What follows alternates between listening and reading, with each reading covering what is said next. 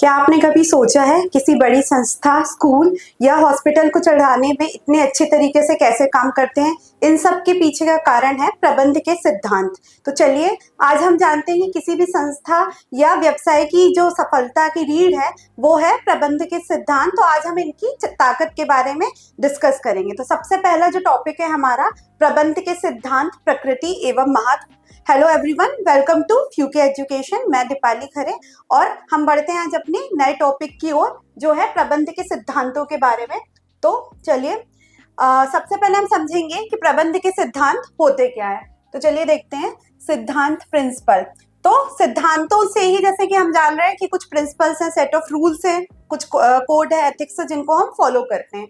तो सिद्धांत सत्य का एक मौलिक कथन है, ठीक है। किसी ने स्टेटमेंट दिया है उसको निश्चित तौर पे एक कथन के तौर पे है जिसको हमने सिद्धांतों के रूप में अपनाया है, जो विचार और क्रिया का मार्गदर्शन प्रदान करते हैं। क्या है, किसी के विचार, अगर कथन है तो वो स्टेटमेंट उनके विचारों से जुड़ा होगा और उस क्रिया को, कोई भी कार्य जो हम कर रहे हैं उस क्रिया का मार्गदर्शन करते हैं। मतलब हम स्टेप्स राह दिखा रहे हैं कि हमने ये कथन, उस रूल और सेट ऑफ कोड है जो उस पे हमने चल के उन मार्गों को प्राप्त किया है। तो ये उसी के बारे में चर्चा कर रहे हैं। अब प्रबंध के सिद्धांत, यहाँ हमने सिद्धांत बोला कि सेट ऑफ रूल्स है, कथन है, विचार है, किसी ने प्रतिक्रिया व्यक्त की और उसके माध्यम से हमने एक मार्ग प्रदर्शित किया। अब प्रिंसिपल्स क्या है, प्रबंध के सिद्धांत क्या है, तो इसको हम बोलते हैं प्रिंसिपल्स ऑफ मैनेजमेंट। तो प्रबंध के सिद्धांत प्रबंधकीय निर्णय लेने और व्यवहार के लिए व्यापक और सामान्य दिशा निर्देश है, ठीक है। ये कहाँ काम आएंगे, क्योंकि अब हम प्रबंध के सिद्धांतों की बात कर रहे हैं तो ये कहाँ अप्लाई होंगे, मैनेजमेंट रूल्स में। कोई भी संस्था, कोई भी व्यवसाय है उसमें ये जो मैनेजर हैं उनके द्वारा जो प्रबंधकीय मैनेजरियल डिसीजंस होते हैं, प्रबंधकीय निर्णय लिए जा रहे हैं, तो उसके लिए हम व्यवहार, व्यापक और समान दिशा निर्देश, मतलब रूल्स एंड रेगुलेशंस जिनको हम फॉलो कर रहे हैं, यानी वे प्रबंध के अभ्यास का मार्गदर्शन करते हैं। कि जो पहले मैनेजर्स या जो प्रिंसिपल्स बने, सिद्धांत बने टेलर फेलर के द्वारा, जो हमारे मैनेजर्स फॉलो करते हुए आए हैं, जो कई साल पहले बने हुए, उन्हीं की दिशा निर्देश हेतु हम अपना मार्ग प्रदर्शन कर रहे हैं, मतलब दिशा दिखा रहे हैं, ठीक है। तो जो बने आए उनको हम टेस्ट किया, पहले एक्सपेरिमेंटल तौर पे उनके विचार थे जिन्होंने हमें मार्ग प्रदर्शित किया, तो उसको हम अभ्यास को मार्गदर्शक कहते हैं। मतलब किस समय पे कौन सा डिसीजन लेना है ये एक मैनेजर के सोल डिसीजन पर निर्भर करता है। तो चलिए चलते हैं हम नेक्स्ट स्लाइड पर। अब हम प्रबंध के सिद्धांतों की प्रकृति पढ़ेंगे। हमने अभी यहाँ क्या होते हैं प्रबंध और प्रबंध के सिद्धांत, इसके बारे में चर्चा की। अब हम इसकी प्रकृति के बारे में डिस्कस करेंगे जिसको हम बोलते हैं nature of principles of management. तो सबसे पहले है ये इसका सर्व प्रायुक्त, यूनिवर्सल एप्लीकेबिलिटी, जो हर जगह अप्लाई हो रहे हैं, ठीक है। यूनिवर्सल मतलब ऑल ऑफ द वर्ल्ड। तो देखते हैं हम प्रबंध के सिद्धांत सर्वभौमिक होते हैं। सर्वभौमिक मतलब एप्लीकेबिलिटी जो है वर्ल्ड वाइड है इनकी, ठीक है, क्योंकि इन्हें इसी प्रकार के संगठनों में आवश्यकता के अनुसार उपयोग किया जा सकता है। जिस प्रकार का संगठन है हमारा, छोटा है, बड़ा है, मध्यम आकार का, उस प्रकार से हम वो डिसीजन ले रहे हैं। वो जो सार्वभौमिक है, मतलब सब कोई भी संस्थान हो, चाहे वो आपका स्कूल हो, कोई अस्पताल हो, कुछ वो हो, तो प्रिंसिपल्स हर जगह लागू होंगे। तो इसकी एप्लीकेबिलिटी वर्ल्ड वाइड है, ठीक है। दूसरा हम देखते हैं सामान्य मार्गदर्शन, जिसको हम बोलते हैं जनरल गाइडलाइंस। तो प्रबंध के सिद्धांत प्रबंधकीय निर्णय लेने और व्यवहार के लिए व्यापक और समान दिशा निर्देश है। अभी जैसे कि हमने जाना कि क्या है प्रबंधकीय निर्णय, जो मैनेजरल डिसीजंस होते हैं, जो एक मैनेजर के द्वारा लिए जा रहे हैं, प्रबंधक के द्वारा लिए जा रहे हैं, और व्यवहार के, जिस तरह का व्यवहार है, जिस तरह की संस्था है, जिस तरह की कंडीशन है, तो उन रूल्स और रेगुलेशंस को हम फॉलो करके प्रबंध के अभ्यास का मार्गदर्शन करते हैं, ठीक है। जो ये सिद्धांत किसने बनाया, पहले से बने हुए, जिनको हम समय समय पर जिस भी स्थिति या कंडीशन है उस अकॉर्डिंग हम लागू करते हैं, ठीक है। परंतु ये सभी प्रबंधकीय समस्याओं का समाधान नहीं बताते, ठीक है। हर प्रॉब्लम का सॉल्यूशन नहीं है। ये जो सिद्धांत है, प्रिंसिपल्स हैं, ये हर प्रॉब्लम का सॉल्यूशन इसलिए नहीं है क्योंकि वास्तविक व्यवसाय स्थितियां जटिल एवं गतिशील होती है। क्योंकि अगर एक बिजनेस एनवायरनमेंट हम देखें, वो चेंज होता रहता है, रिजिड होता है, बदलता रहता है, तो इसलिए ये व्यवसाय स्थितियां, जैसे परिस्थितियां आ रही, चुनौतियां आ रही हैं, तो ये हर सिद्धांत हर कंडीशन में सफल हो ऐसा हम नहीं मान सकते, ठीक है। तो सामान्य जनरल गाइडलाइंस है ये। थर्ड है इसका व्यवहार एवं शोध द्वारा निर्मित, जिसका है form by practice and experimentation, ठीक है। प्रैक्टिस की होगी, एक्सपेरिमेंट किया होगा हमने किसी तरह का, जब इसको सिद्ध किया तभी हमने इसको अपनाया है। तो चलिए देख लेते हैं प्रबंध के सिद्धांतों को अनुभवों, बुद्धि, चातुर्य एवं शोध के आधार पर निर्मित किया जाता है। ठीक है, कैसे हम कर रहे हैं कि कुछ बुद्धि, कौशल, कुछ कैपेबिलिटी लेके आए हम। ठीक है, बुद्धि कौशल से कि किसी ने बनाया होगा, फिर उसको अपनाया होगा, तो इस तरह से हम एक्सपेरिमेंट कर रहे हैं। तो हमने उस शोध पे रिसर्च किया हमने, तो उसके आधार पर हमने इनको डेवलप किया है, मतलब निर्मित किया है। तो ये क्या है? Form by practical and experiment. ठीक है, चलते हैं नेक्स्ट स्लाइड पे।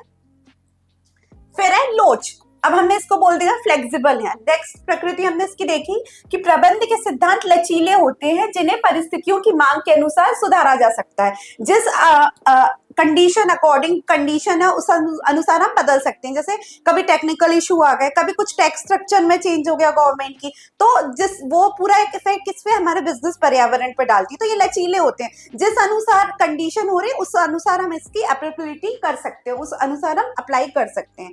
फिर फिफ्थ है मुख्यतः व्यावहारिक, मेनली बिहेवियरल। ठीक है, तो इनकी प्रकृति मुख्य रूप से व्यावहारिक होती है। कैसा हमने बोला? बिहेवियर, एक नेचर एक बिहेवियर पे ये डिपेंड करते हैं, क्योंकि इनका उद्देश्य मानवीय व्यवहार को प्रभावित करता है। जो ह्यूमन रिलेशंस है, ये ह्यूमन बिहेवियर है। ठीक है, उस अकॉर्डिंग हमें डिसीजन लेना, कभी सोल डिसीजन लेना होता है मैनेजर को, कभी टीम के लिए लेना रहता है। तो जिस अनुसार कंडीशन है, जिस अनुसार नेचर को वो प्रभावित कर रहे हैं, उस अनुसार इनकी एप्लीकेबिलिटी होगी। तो सिद्धांत संगठन के उद्देश्यों को प्राप्त करने के लिए मानवीय एवं भौतिक संस्थानों के बीच पारस्परिक संबंध को भली भांति समझने में सहायक होते हैं। ठीक है, जो हमें ऑर्गेनाइजेशन का ऑब्जेक्ट है, उसके लिए हम रिसोर्सेज का, कैसे हम मानव पद्धति से भी काम लेते हैं, भौतिक से भी, मशीन लेबर दोनों का हम उपयोग कर रहे हैं, तो उसको हम उद्देश्यों के लिए पारस्परिक संबंध को भली भांति समझने में, कि कौन सी, कभी हम दोनों टेक्निक्स का प्रयोग कर रहे हैं, कभी हम लेबर से काम ले रहे हैं, कभी हैंड से, कभी दोनों बोथ अप्लाई कर रहे हैं। तो जिस अकॉर्डिंग हमारी कंडीशन है उस अनुसार हम उनको समझेंगे और अप्लाई करेंगे। तो ये व्यवहार पर डिपेंड होंगे। नेक्स्ट है हमारा कारण एवं परिणाम का संबंध, जिसको हम बोलते हैं कॉज एंड इफेक्ट रिलेशनशिप। तो प्रबंध के सिद्धांत कारण एवं परिणाम के बीच संबंध स्थापित करते हैं, जिसमें कि उन्हें बड़ी संख्या में समान परिस्थिति में उपयोग किया जा सकता है। ठीक है, कुछ उसका कॉज होगा, कुछ घटना घटी, फिर उसका इफेक्ट मतलब उसका आउटकम में आएगा। तो कुछ कारण था जिससे ये बनाया गया, फिर उनको हमने एक्सपेरिमेंट किया तो उनका इफेक्ट दिखा।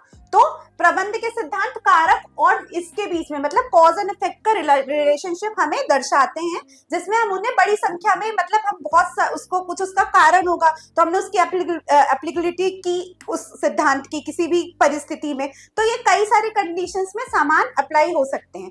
ये हमें बताते हैं कि यदि एक सिद्धांत को एक परिस्थिति विशेष में उपयोग किया गया है तो इसका क्या परिणाम हो सकता है। कोई अगर कंडीशन आ गई है कि किसी टेक्निकल इश्यू की वजह से हम वही समझ रहे हैं, कोई सिद्धांत, कोई मैनेजर कोई डिसीजन ले रहा है, तो उसका कुछ कारण होगा जिसका कुछ हमें इफेक्ट कैसे उसके रिजल्ट में दिखेगा, जिसमें हम ऑर्गेनाइजेशन ऑब्जेक्ट अचीव कर पा रहे हैं, या कोई ऑब्स्टेकल आ रहा है उसको हम किस तरीके से कोई मैनेजर टैकल कर रहा है। तो ये हमें कॉज एंड इफेक्ट का रिलेशनशिप दर्शाते हैं। चलते हैं हम नेक्स्ट स्लाइड पे। अब है प्रबंध के सिद्धांतों का महत्व, इसका सिग्निफिकेंस क्या होगा, प्रिंसिपल्स जो है मैनेजमेंट की, इसका सिग्निफिकेंस क्या होगा। तो सबसे पहले है प्रबंधक को वास्तविकता का उपयोगी सूक्ष्म ज्ञान प्रदान करना, providing manager with helpful insights into reality. इन सिद्धांतों को अपनाने से प्रबंधकों की प्रबंधकीय स्थिति एवं परिस्थिति में सुधार में ज्ञान, योग्यता एवं समझ में वृद्धि होगी। कोई भी मैनेजर अगर किसी भी कंडीशन में जो हमारे प्रिंसिपल्स है उनको समझ रहा है, तो उसका निश्चित तौर से नॉलेज अपडेट हो रहा है, उसमें कैपेबिलिटी, कुछ योग्यता आ रही है। ठीक है, वो कुछ ना कुछ लेके आते हैं, लेकिन सिद्धांत भी हमें कुछ ना कुछ सिखाते हैं। ठीक है, तो इससे प्रबंध अपनी पिछली भूलों से कुछ सीखेंगे तथा बार बार उत्पन्न होने वाली समस्याओं को तेजी से हल करने की समय से बचत करेगा। तो वो एक जो रेगुलर बेस पे, जो रेगुलरिटी के बेस पे वो सिद्धांत अपना रहे थे, उन्हें प्रॉब्लम आ रही थी, तो अगर वो अलग तरह के सिद्धांत अपना रहे हैं कि कौन सा, जैसे इक्वालिटी का सिद्धांत है कि सबको टीम वर्क, एक संस्था में टीम वर्क लेके चलना चाहिए, तो ऐसे कई सारे जो ग्रीवियंसेस आ रहे थे, कंप्लेंट्स आ रही थी एम्प्लॉयज की, तो अगर टीम वर्क की भावना को हम पहले प्रेरित करते हैं तो जो समय वो प्रॉब्लम सुलझाने में जा रहा था, अब वो कम समय में बचत करके हम उसका बेहतर सॉल्यूशन कर सकेंगे। इस प्रकार प्रबंध के सिद्धांत प्रबंध क्षमता में वृद्धि करते हैं। तो ठीक है, जो डिसीजन मैनेजर डिसीजंस हैं, क्योंकि हम एक ज्ञान कौशल देते हैं, तो इससे हमारे मैनेजर डिसीजंस हैं वो काफी हद तक सुधरते हैं। तो सेकंड है हमारा संस्थानों का अधिकतम उपयोग एवं प्रभावी प्रशासन, जिसको बोलते हैं optimal utilization of resources and effective administration. तो कम से कम लागत में हमें ज्यादा से ज्यादा अच्छे से अच्छा प्रोडक्शन करना है। तो सिद्धांतों की सहायता से प्रबंधक अपने निर्णयों एवं कार्यों में कारण एवं परिणाम का संबंध पूर्ण अनुमान लगा सकते हैं कि ये कारण होगा तो इसका ये इफेक्ट होगा, इसका ये आउटकम होगा। तो मैनेजर ऐसा डिसीजन पहले से ही एक ज्ञात कर सकते हैं, जिसका हमने अभी यहाँ पढ़ा भी था, कारण, कॉज एंड इफेक्ट का रिलेशनशिप। तो निर्णयों कार्यों में लगा सकते हैं। तो प्रबंध के सिद्धांत मानवीय एवं भौतिक संस्थानों में समन्वय प्रदान करते हैं, मतलब कोऑर्डिनेशन हम बना रहे हैं। अगर आप मानव पद्धति से काम कर रहे हैं, मशीनों का प्रयोग कर रहे हैं, भौतिक पद्धति ले रहे हैं, तो इनमें एक तरह का कोऑर्डिनेशन स्थापित करते हुए इनका अनुकूलतम उपयोग संभव बनाते हैं कि हम बेस्ट यूटिलाइजेशन कर सकते हैं रिसोर्सेज का, कम से कम लागत में हम ज्यादा से ज्यादा बेहतर प्रोडक्शन करें, हमारा गोल होता है। तो इन दोनों में हम जो भी सिद्धांतों को फॉलो करके इन दोनों में कोऑर्डिनेशन बना सकते हैं। थर्ड है वैज्ञानिक निर्णय, जिसको हम बोलते हैं साइंटिफिक डिसीजंस। तो प्रबंध के जिन निर्णयों को सिद्धांतों के आधार पर लिया जाता है वह व्यक्तिगत देश भावना तथा पक्षपात से मुक्त होते हैं। ठीक है, साइंटिफिक डिसीजंस ले रहे हैं तो इसमें पर्सनल इंटरफेरेंस या भेदभाव, बाइस्ड नहीं होंगे कि मतलब एक किसी के विचारों पे स्ट्रिक्टली आपने फॉलो कर लिए कठोर तरीके से, तो ये इससे पक्षपात मतलब बाइस नहीं होंगे, उससे मुक्त होंगे। यह परिस्थिति के तर्कसंगत मूल्यांकन पर आधारित होते हैं कि जो कंडीशन है उसका वैल्यूएशन करके ही हम ऐसे वैज्ञानिक जो साइंटिफिक टेक्निक्स है, डिसीजंस हैं, वो हम लेंगे। तो ये इसमें टेलर ने भी हमें टेक्निकल वैज्ञानिक टेक्निक्स बताई है इन सिद्धांतों के बारे में। तो ये इसका थर्ड पॉइंट था। चलते हैं नेक्स्ट पॉइंट पे, बदलते पर्यावरण की आवश्यकताओं को पूरा करना। ठीक है, तो मीटिंग चेंजेस एनवायरमेंट रिक्वायरमेंट्स। ठीक है, तो प्रबंधकीय सिद्धांत भावपूर्ण नेतृत्व तथा तकनीक परिवर्तनों को अपनाने में सहायक होते हैं। ठीक है, जब लीडरशिप होती है किसी भी मैनेजर की और जो टेक्निकल चेंजेस हैं एक बिजनेस एनवायरनमेंट को इफेक्ट कर रहे हैं, तो उसमें भी ये सिद्धांत काफी हद तक सफल माने जाते हैं। ठीक है, लागू करके हम इसमें सहायक होते हैं। फिफ्थ है सामाजिक उत्तरदायित्वों को पूरा करना, जिसको हम बोलते हैं फुलफिलिंग सोशल रिस्पॉन्सिबिलिटीज। क्योंकि हम एक सामाजिक प्राणी है मानव, तो उसमें हमारी समाज के प्रति भी कुछ रिस्पॉन्सिबिलिटीज बनती हैं।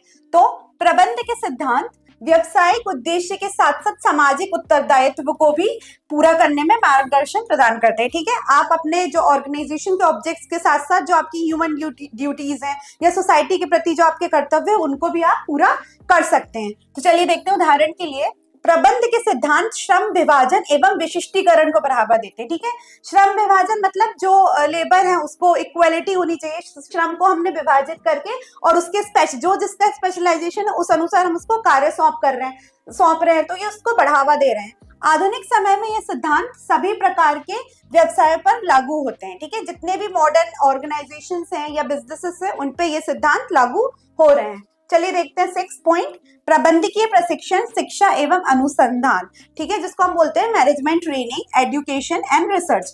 तो प्रबंध के सिद्धांत प्रबंध विषय के ज्ञान का मूलधार है। ठीक है, जो दिए गए हैं सिद्धांत बनाए गए टेलर हेनरी फ्यूल या टेलर के द्वारा, तो इसका मूलधार, उसका आधार, उसका अस्तित्व प्रबंध के सिद्धांतों में छुपा हुआ है। इनका उपयोग प्रबंध के प्रशिक्षण, अगर हम कोई ट्रेनिंग इंस्टीट्यूट है कुछ ट्रेनिंग वगैरह प्रोवाइड कर रहा है तो उसमें ये सिद्धांत पढ़ाए जाएंगे। ठीक है, शिक्षा एवं अनुसंधान, कुछ शोध या शिक्षा चल रही है, कुछ रिसर्च चल रही है, कोई मैनेजमेंट टॉपिक्स पे रिसर्च कर रहा है, तो उसमें ये सिद्धांत लागू होंगे काफी हद तक के आधार के रूप में किया जाता है। पेशेवर विषय जैसे कि एमबीए, जिसको हम एमबीए को क्या बोलते हैं, master of business administration, master of business admission BBA, bachelor of business administration में ये प्रारंभिक स्तर के पाठ्यक्रम के भाग के रूप में सिद्धांतों को पढ़ाया जाता है। क्योंकि ये बेस है किसी भी मैनेजमेंट फाउंडेशन का, तो जो मैनेजमेंट कोर्सेज होते हैं एमबीए बीबीए, उसमें ये जो शुरुआती दौर में शेड्यूल होता है उसमें ये सारे सिद्धांतों का वर्णन किया गया है, उसमें डीप तरीके से ये सिद्धांत पढ़ाए जाते हैं। ये था हमारा आज का टॉपिक। प्रबंध के सिद्धांत ना सिर्फ किताबों में पढ़े जाते हैं बल्कि हर उस जगह काम आते हैं जहां लोग मिलकर कोई लक्ष्य प्राप्त करना चाहते हैं। प्रबंध के सिद्धांत हमें सही दिशा में सही कार्य करने के बारे में प्रेरित करते हैं। So thank you very much for watching. अगर आपको वीडियो पसंद आया हो तो लाइक करें, शेयर करें, कमेंट करें, और फॉर मोर इंफॉर्मेशन आप हमारा फ्यूकी एजुकेशन ऐप भी डाउनलोड कर सकते हैं। Thank you very much.